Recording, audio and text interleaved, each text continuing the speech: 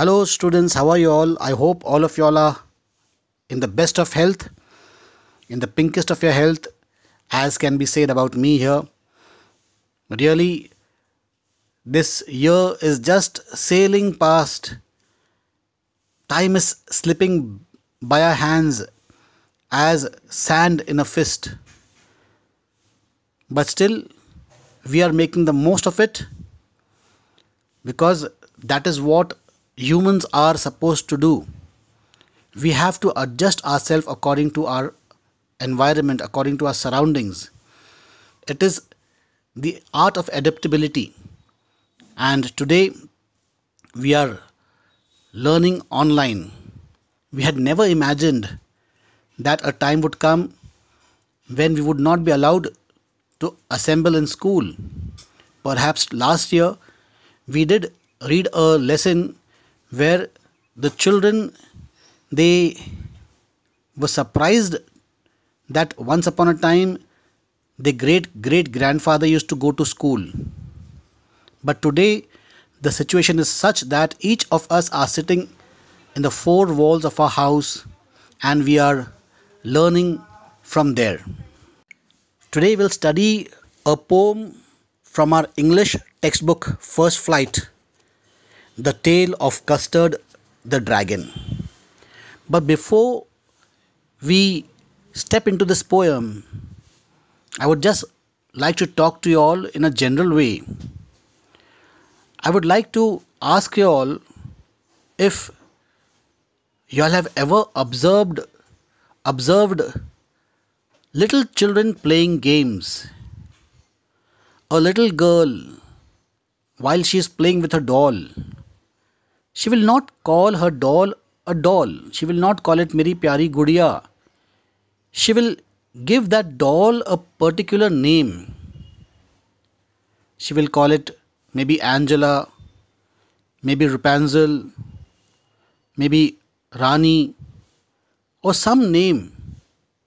The doll is given a name, the doll is christened. गुड़िया का नामकरण कर देती है बच्ची.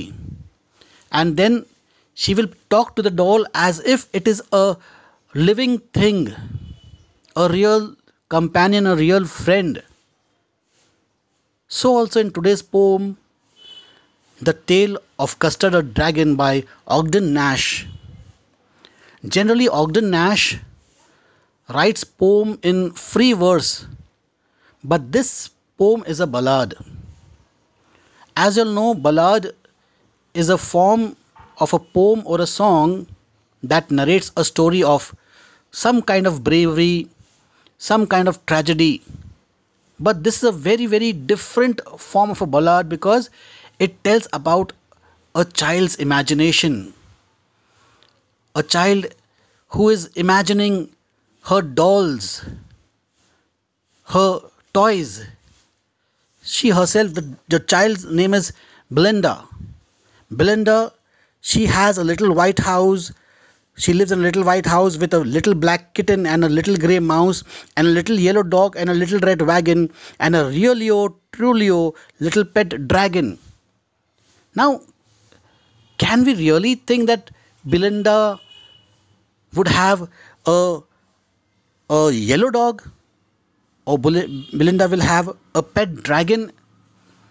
So it's purely and truly an imagination of the child.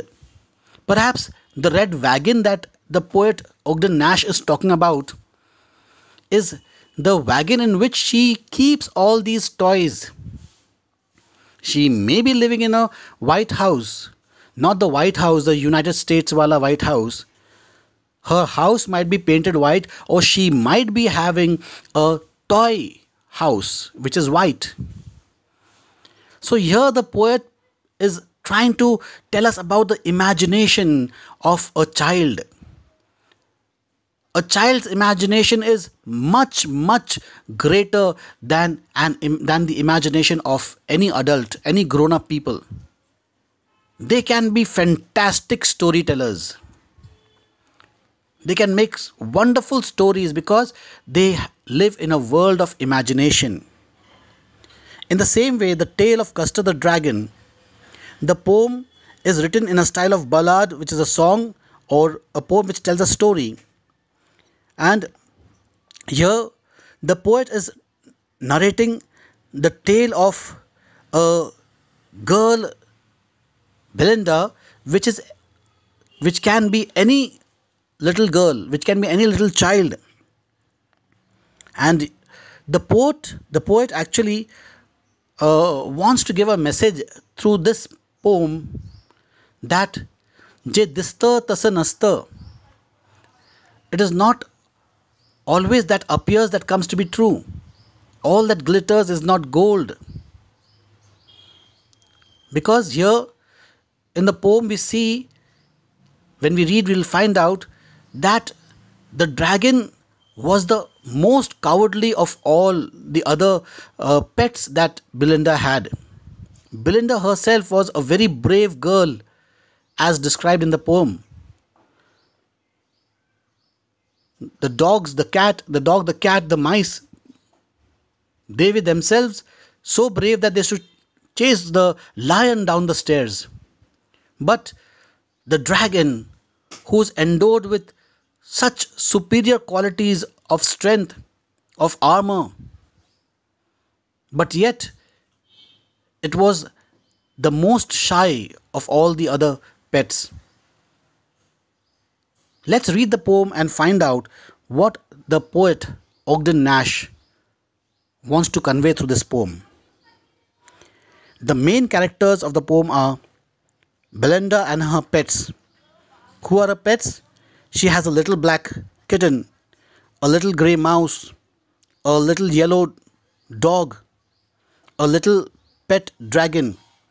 She has and she has a red wagon. So these are the main characters of the poem. Belinda lived in a little white house with a little black kitten and a little grey mouse, and a little yellow dog and a little red wagon, and a really truly little pet dragon. See the rhyming scheme used by the poet in the poem. The rhyming scheme is so rhythmical. It is rhythmical throughout the poem. A, B is the rhyming scheme. Because house is rhyming with mouse, wagon is rhyming with dragon. Throughout this poem, in all the stanzas, the rhyming scheme is A, B. So the poet is describing a brave little girl by the name of Belinda who lived in a little white house. Little white house. If she's living in a little white house, imagine the number of pets that she's having. As a pet, she has a little black kitten, a little grey mouse, a little yellow dog. She has a red wagon and a little pet dragon. So don't you feel that the little white house too is a toy? The little white house is a toy. It's her toy, but she imagines herself as being one with all these pet that she has, all these pet toys that she has. And she has named her pets. In the next stanza, the poet introduces us to the names given to these pets by Belinda. Now, the name of the little black kitten was Ink, and the little grey mouse, she called him Blink, and the little yellow dog was Sharp as Mustard, but the dragon was a coward, and she called him Custard. A girl's imagination. Can a dragon, if really there exist dragons, we have seen in movies, Harry Potter, we have seen in many other old movies about dragons, fierce animals, fierce creatures that can fly, that can spew fire from their mouth and steam from their nose. Their hide is as strong as armor. Their claws are as sharp as daggers. Yet, the poet here describes that Belinda feels that the dragon was a coward. And what did she name the dragon? She named him Custard. Custard the dragon had big sharp teeth and spikes on top of him and scales underneath. mouth like a fireplace, chimney for a nose, and a really truly daggers on his toes. She describes, or the poet describes, the dragon. The dragon had long, sharp teeth. He had scales on his body. Scales underneath means scale on his stomach, on his belly side. The dragon was covered with scales, and on the upper portion, on the back, the dragon had spikes, which could be used as a weapon too. And the greatest weapon that it had was the fire that it spewed from its mouth, and those long nails, dagger like nails. Custer the dragon had big sharp teeth and spikes on top of him and scale underneath, mouth like a fireplace, chimney for a nose, and a realio, trulio daggers on his toes. You know what are daggers? Sharp edged knives, very sharp edged knives, are called as daggers. Belinda was as brave as a barrel full of bears, and Ink and Blink chased Lion down the stairs. Mustard was as brave as a tiger in rage, but Custard cried for a nice, safe cage. Belinda was as brave as a barrel full of bears. As a barrel full of bears. What is a barrel? Barrels generally in the olden days they used to they were kept to store either oil or wine. These are huge containers. Here the poet is so imaginative, as a child, and he calls Belinda as brave as barrel full of bears. A single bear is so brave. A, a bear may stand up to a tiger and a lion to fight. It is as brave. But the poet here compares Belinda to being brave, not only comparing to one bear, but to a number of bears that can fit into a barrel. If you see the shape of the bear is shaped like a barrel. If you remember the movie Mowgli, Baloo, with a big paunch, with a big stomach, he resembles a barrel. So here the poet is giving a very vivid picture of a huge bear, and Belinda is as brave as that bear. And Ink and Blink chase Lion down the stairs. When you use the comparative degree, we say as brave as a lion. The lion is supposed to be the bravest of all beasts. But here, Ink and Blink.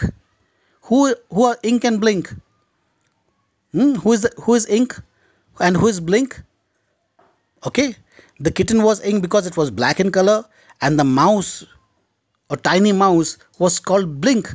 So the cat and the mouse, instead of chasing one another like Tom and Jerry, here the cat and mouse are chasing lions down the stairs.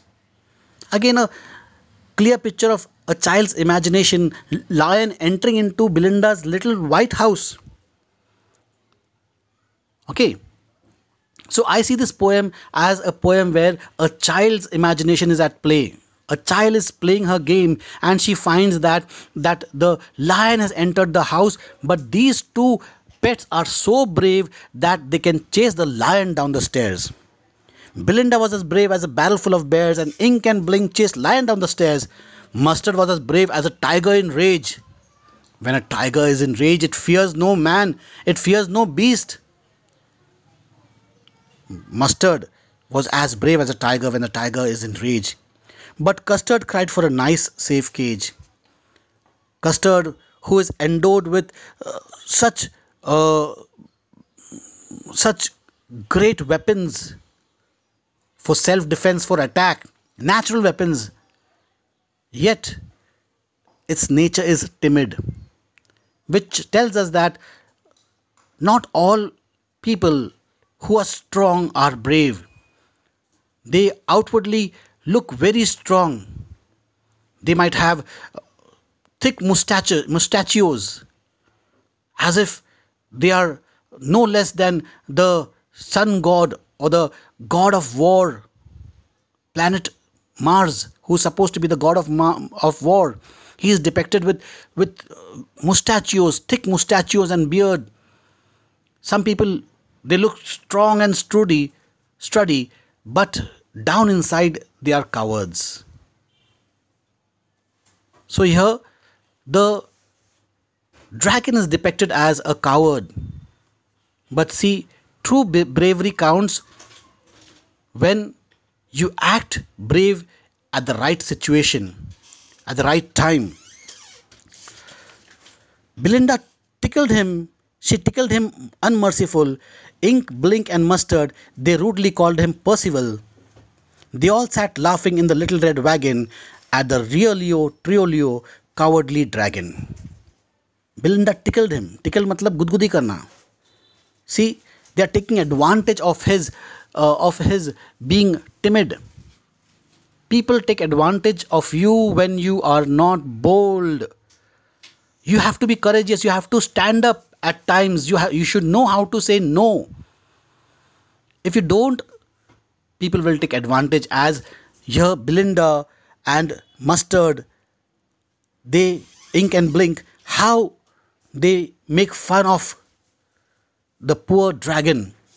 Belinda tickled him. She tickled him unmerciful. Ink, Blink, and Mustard, they rudely called him Percival.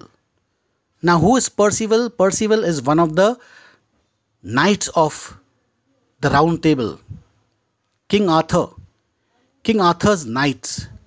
So, they are mocking at him. Why they are mocking at him? He is wearing a coat of armor. The dragon's hide, the dragon's skin is similar to that of an armor. Okay, his hide is full of armor, so he looks like a knight. He looks like a knight from. I'm sorry. I'm sorry for that. He looks like a knight from the ancient English Empire. King Arthur and his knight of the Round Table. So one of the knights was called as Percival. So they mockingly call him Percival. They all sat laughing in the little red wagon at the Riolio Trolio cowardly dragon. Again, here we get a clue. The red wagon, the toy car, the cart in which these toys are kept. Perhaps the dragon is caged, and that is why the poet is describing that the dragon is asking to be kept in his cage. Belinda giggled till she shook the house, and Blink said weak, which is giggling for a mouse. Ink and Mustard rudely asked his age, when Custard cried for a nice, safe cage. Okay, it is rude to ask somebody how old that person is. So, when Custard asked for a nice, safe cage, Belinda giggled, and her giggling shook the house. Shaking the house is a term used here, is a phrase used here to describe that she giggled very loudly at the timidness of Custard the dragon. And Blink, weak means again a sound that describes the giggling of a mouse. Ink and Mustard, they rudely asked, how old are you? You are behaving like a small kid. Suddenly they heard a nasty sound, and Mustard growled as they all looked around. Meouch, cried Ink, and oh, cried Belinda, for there was a pirate climbing in the window.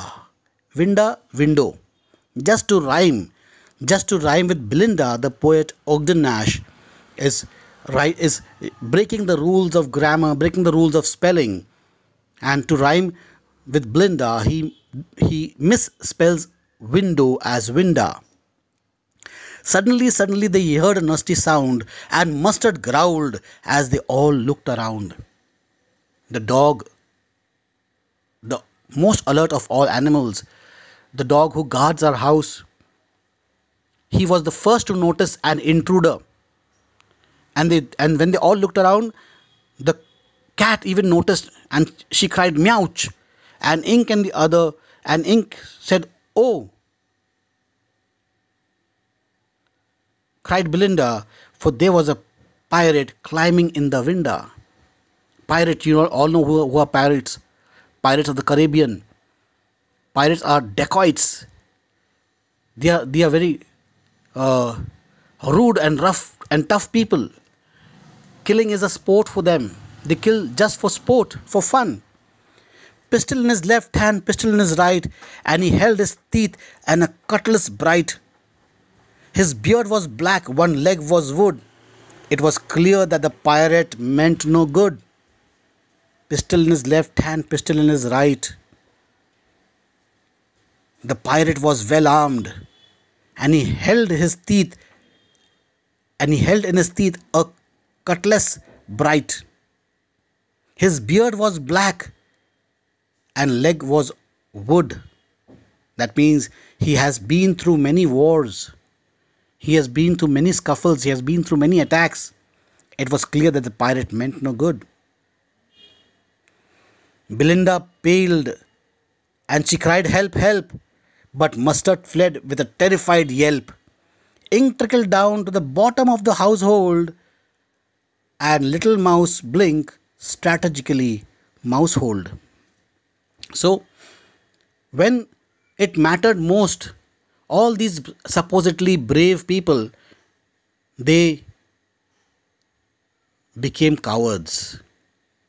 They were the one who were making fun of Custard the dragon because of his nature. But when it counted most, when they had to show their bravery, when there was an intruder in the house, they all feared away. They all became frightened.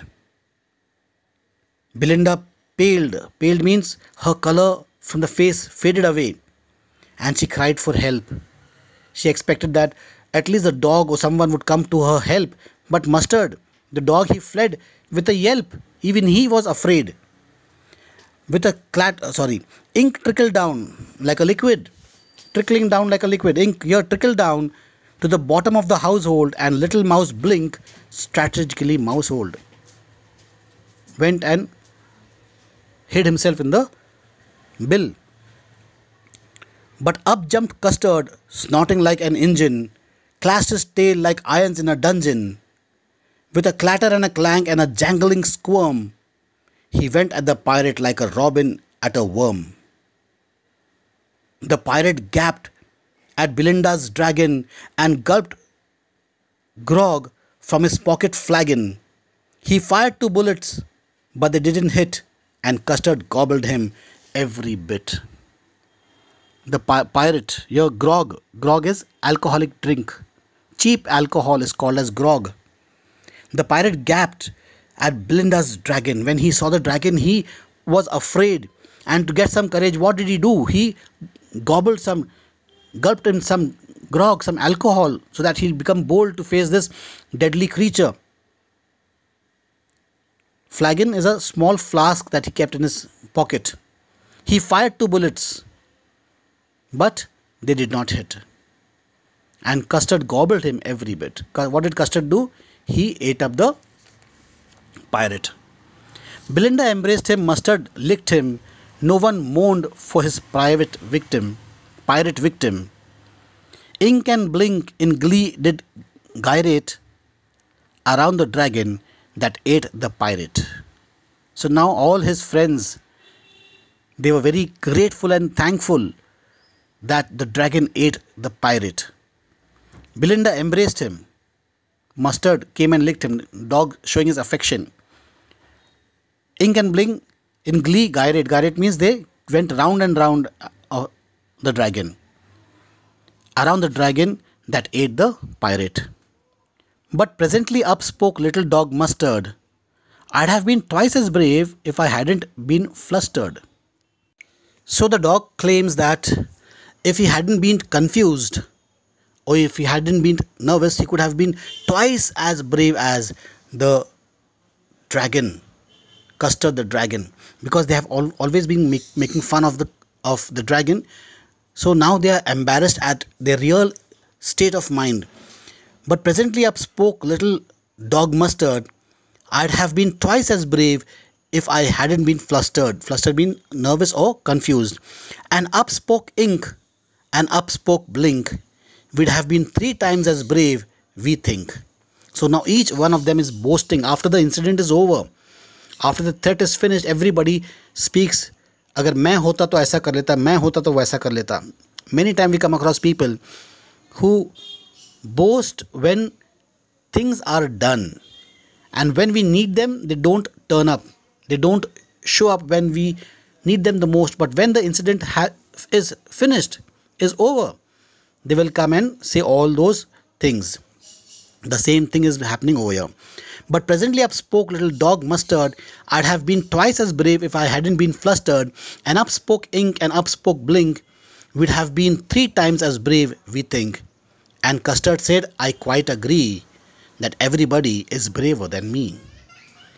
Custard the dragon is very, very humble.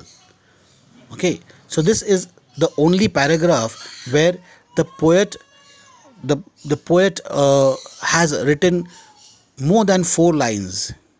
Otherwise, all the other paragraphs are 4 lines. This paragraph is of 6 lines. 1, 2, 3, 4, 5, 6. Yeah, this paragraph is of 6 lines. Belinda still lives in a little white house with a little black kitten and a little grey mouse, and a little yellow dog and a little red wagon, and a realio, trulio little pet dragon. Belinda is as brave as a barrel full of bears, and Ink and Blink chase Lion down the stairs.